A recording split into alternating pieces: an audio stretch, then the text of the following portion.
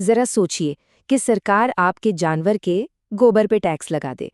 सुनने में कितना अजीब लगता है ना, पर पाकिस्तान के पंजाब सूबे में ये अब एक हकीकत बन चुका है। चलिए, तो फिर शुरू करते हैं और मामले की तह तक जाते हैं। सबसे पहला और सबसे बड़ा सवाल, ये गोबर टैक्स आखिर चीज क्या है? तो देखिए, ये गोबर टैक्स जो है वो असल में पंजाब की सरकार ने गाय और भैंस पालने वालों पर लगाया है। ये एक रोज का चार्ज है। लेकिन यहाँ एक मजेदार बात है, सरकार इसे टैक्स नहीं बोल रही, जी नहीं, वो इसे जानवरों के वेस्ट मैनेजमेंट के लिए एक सर्विस फीस बता रही है। और ये फीस है कितनी?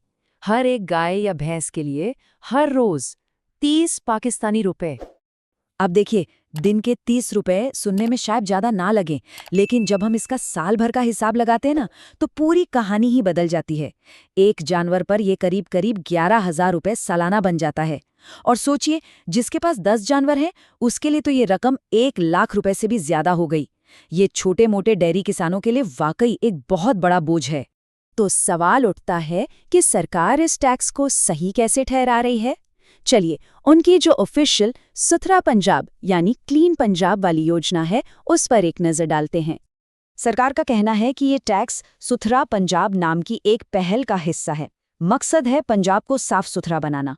प्लान ये है कि जो भी गोबर जमा होगा उसे बायोगैस में कन्वर्ट किया जाएगा। इससे खाना पकाने और बिजली बनाने में मदद मिलेगी। साथ ही इससे ऑर्गेनिक खाद भी बनेगी जो किसानों के ही काम आएगी। मतलब एक वेस्ट टू वैल्यू मॉडल बनाने की कोशिश हो रही है। लेकिन क्या ये कहानी सिर्फ पर्यावरण की ही है, या पर्दे के पीछे कुछ और भी पक रहा है? चलिए, अब इस पॉलिसी के पीछे के असली आर्थिक दबावों को समझने की कोशिश करते हैं। सच तो ये है कि पाकिस्तान इस वक्त एक बहुत ही गंभीर आर्थिक संकट से गुजर रहा है। सरकार पर आईएमएफ जैसी संस्थाओं का जबरदस्त दबाव है कि वो अपना रेवेन्यू, मतलब अपनी कमाई, बढ़ाए। इस आर्थिक संकट का एक जीता जागता उदाहरण है पेट्रोल की कीमतें। मिडिल ईस्ट में टेंशन बढ़ने की वजह से पाकिस्तान में पेट्रोल की कीमत 458.40 पाकिस्तानी रुपए प्रति लीटर के रिकॉर्ड लेवल पर पहुंच गई। इससे आम आदमी पर बोझ और भी ज्यादा बढ़ गया है। तो यहाँ पर हम एक ही सिक्के के दो पहलू बिल्कुल साफ साफ देख सकते हैं।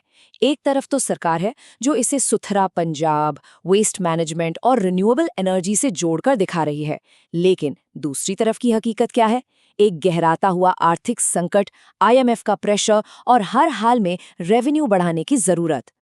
अब जब कोई सरकार इतना अनोखा टैक्स लगाती है तो जाहिर है इंटरनेट तो अपनी राय देगा ही, और लोगों ने वाकई निराश नहीं किया। मजाक तो इस हद तक पहुंच गया कि एक सोशल मीडिया पोस्ट में ये तक कह दिया गया कि ये टैक्स नेताओं के गोबर से भरे दिमाग पर लगाना चाहिए। तो आखिर में हम इस गोबर टैक्स को देखें कैसे?